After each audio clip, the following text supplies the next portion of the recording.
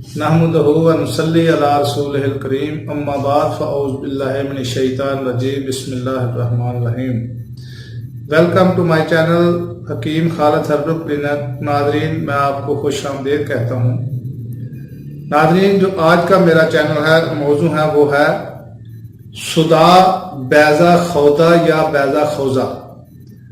ناظرین، بیضہ کے دو معنی ہیں۔ بیضہ انڈے کو بھی کہا جاتا ہے، لیکن طب میں بیضہ جو ہے یہ ایک قسم کا درد ہے، سر درد۔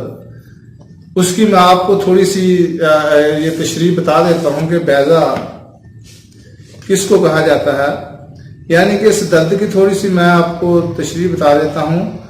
غلیظ بخارات کے دماغ کی اندرونی اور بیرونی جھلیوں میں بند ہو جانے سے جو درد ہوتا ہے اس کو بیضہ خوضہ یا بیضہ خوضہ کہا جاتا ہے۔ بیضہ جو ہے یہ انڈے کو بھی کہا جاتا ہے، اور دوسری جو یہاں پہ بیضہ کا لفظ ہے وہ یہ ہے کہ سارے سر کا درد سر کی ایک قسم ہے جو سارے سر میں ہوتی ہے۔ یہ ایک قسم کا شدید و مزمن درد سر ہے جو سارے سر میں ہوتا ہے۔ اس کے مریض کو آواز اور روشنی برداشت نہیں ہوتی اور وہ تنہائی اور تاریکی پسند ہو جاتا ہے، اور اس کو ایسا معلوم ہوتا ہے کہ جیسے اس کا سر ہتھوڑے سے کاٹا جاتا ہے۔ آرگینک ہیڈک، مائگرین ہیڈک بھی اس کو کہا جاتا ہے۔ خوضہ کے معنی ہے خود ذرا، چونکہ خود سارے سر کو ڈانپ لیتا ہے۔ اسی طرح سے یہ درد بھی سارے سر میں ہوتا ہے، اسی مناسبت سے یہ نام رکھا گیا ہے۔ تو ناظرین، بیضہ اور خوضہ کا فرق یہ ہے، ان دونوں لفظوں کا اطلاق سارے سر کے درد کرتے ہیں، سارے سر کے درد کرتے ہیں، اور اس میں کوئی فرق نہیں کرتے۔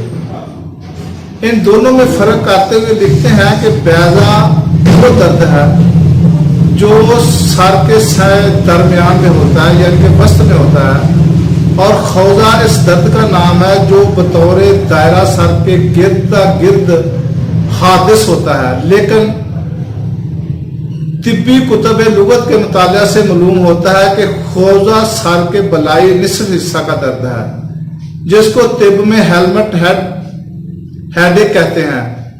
ہیلمٹ کے لغوی معنی ہے خود یا خوضہ یا خوضہ۔ تو ناظرین، یہ تھی اس کی تھوڑی سی تشریح، بیضہ خوضہ یا خوضہ۔ اس مرض میں کھوپڑی کے اندر اور باہر تمام سر میں یا اس کی بالائی سطح پر درد ہوتا ہے۔ یہ ناظرین بڑا ایک پیچیدہ سا مرض ہے، تو اس کو سمجھنے کے لیے آپ یہ میری ویڈیو چینل وغیرہ غور سے سنیں، تو آپ کو جن حضرات کو یہ درد ہے اس کو ذرا آسانی ہو جائے گی کہ مجھے کس قسم کا درد ہے۔ ناظرین، اس کے جو اسباب ہیں وہ یہ ہیں کہ معدہ یا سر کے بخارات، معدہ میں اگر بخارات بنتے ہیں یا سر میں بنتے ہیں، اس کی وجہ سے یہ اس کا سبب ہے۔ اخلاط اربع میں سے کسی ایک روایت، یعنی کہ اخلاط اربع خون، بلغم، صداع اور صفرا، اس کسی کا بھی یعنی کہ ان میں سے کوئی خلط زیادہ بن جاتی ہے، اس کے بھی جب بخارات بنتے ہیں تو یہ بھی اس کا سبب ہے۔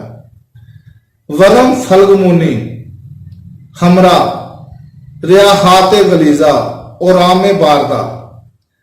ناظرین،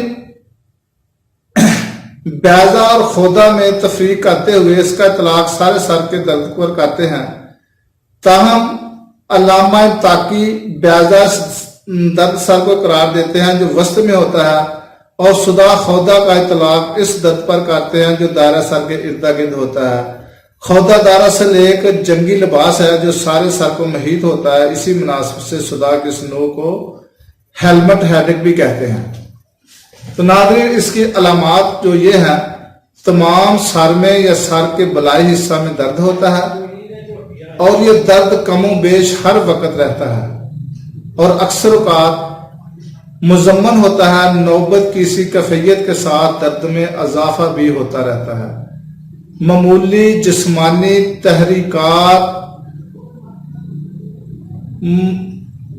اور سخت ناگوار آوازوں سے درد میں اضافہ ہو جاتا ہے۔ بعض اوقات گفتگو بھی ناگوار محسوس ہوتی ہے، تیز روشنی سے اذیت پہنچتی ہے اور تاریکی اور تنہائی میں ایک گونا قرار ملتا ہے۔ درد کی باری کے موقع پر آنکھوں کا کھولنا دشوار ہوتا ہے، سر پر ضرب کا احساس ہوتا ہے، بخارات سے دماغ کی غلیظ یا رقیق اغشیہ کے متاثر ہونے کی صورت میں درد اور تناؤ آنکھوں کی جڑوں تک محیط ہوتا ہے۔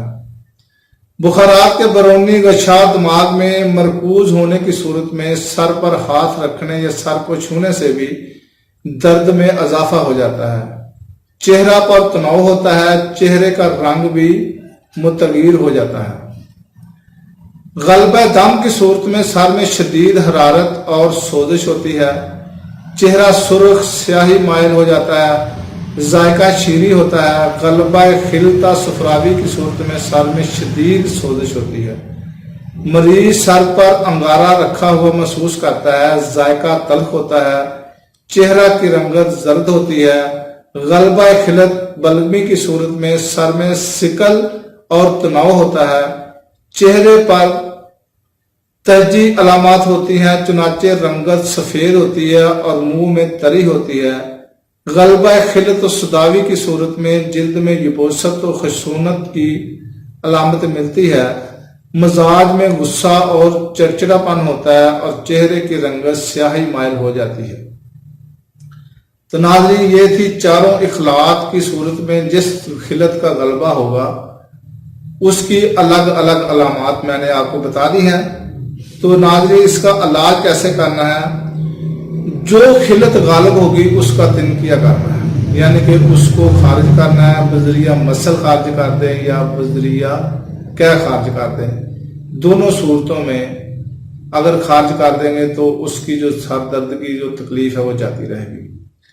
سر کی جو مقویات ہے، دماغ کی مقویات جو چیزیں ہیں اس کو قوی کرنے والی، اس کو طاقت دینے والی، وہ استعمال کرائیں۔ غلبہ خلط ہار کی صورت میں مبردات اور غلبہ خلط بارد کی صورت میں ادویہ ہارا استعمال کرائیں۔ سب سے پہلے ناظرین، فصد کھولیں۔ تلین شکم کے لیے قرص ملین 2 قرص صبح و شام کھلائیں۔ محلل کے طور پر ببونہ اور اقلیل الملک استعمال کرائیں۔ غلبہ خلط ہار کی صورت میں روغن گل سر پر رکھیں۔ اسی مقصد کے لیے سندل، اکاکیا، آس اور گل سرخ کا 1 تولہ لے کر لیب بھی کر سکتے ہیں۔ کافور، گلاب اور ارک بیت کا طلا بھی مفید تصور کیا جاتا ہے۔ گل سرخ کے جوشاندہ سے نتول کرائیں، یعنی کہ گلاب کے پھول سے۔ برگ حنا یعنی کہ مہندی کے پتے، انار، سرفوکا، شاطرہ ہم وزن کے جوشاندے سے تنقیہ کرائیں۔ تو ناظرین، یہ تھی آج کی ویڈیو جو کہ بیضہ اور خوضہ یعنی کہ بے وجہ غلیظ بخارات کہ دماغ کی اندرونی اور بیرونی جھلیوں میں بند ہو جانے کی وجہ سے جو درد ہوتا ہے اس کا میں نے آج آپ کو علاج بتایا ہے، علامات بتائی ہیں، اس کا سبب بتایا ہے، اور یہ درد بھی بہت پیچیدہ درد ہے۔ اس لیے پیچیدہ ہے کہ اس کی چارے جو خلط ہے وہ الگ الگ، اس کی جس کا بھی خلط کا غلبہ ہوگا اس کے مطابق علاج کریں گے تو پھر اس کے لیے آپ کے لیے آسانی ہوگی۔ تو ناظرین، میری یقیناً آپ کو یہ آج کی ویڈیو پسند آئی ہوگی، اور میرا چینل حکیم خالد ہربل کلینک کو سبسکرائب کریں اور گھنٹی کا بٹن بھی دبا دیں تاکہ آپ کو ہر روز نئی سے نئی ویڈیو ملتی رہے۔ اور اگلی ویڈیو تک کے لیے اجازت دیں۔ خدا حافظ۔ السلام علیکم ورحمۃ اللہ وبرکاتہ۔